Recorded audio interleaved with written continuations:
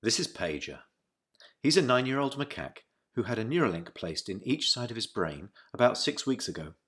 If you look carefully, you can see that the fur on his head hasn't quite fully grown back yet. He's learnt to interact with a computer for a tasty banana smoothie delivered through a straw.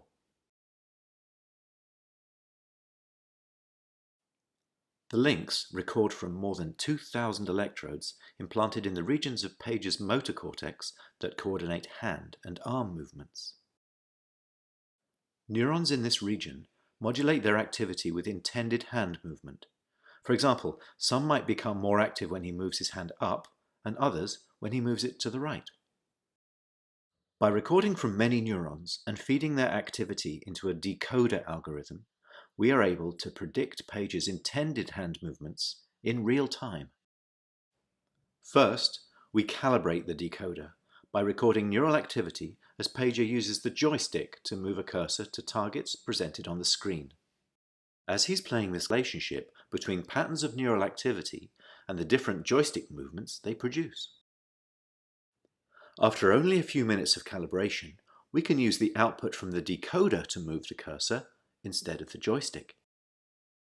Pager still moves the joystick out of habit, but as you can see, it's unplugged. He's controlling the cursor entirely with decoded neural activity. Our goal is to enable a person with paralysis to use a computer or phone with their brain activity alone. Because they wouldn't be able to move a joystick, they would calibrate the decoder by imagining hand movements to targets. One of the things the Neuralinks allow Pager to do is to play his favorite video game, Pong. To control his paddle on the right side of the screen, Pager simply thinks about moving his hand up or down. We've removed the joystick altogether. Now that he's up to speed, let's increase the...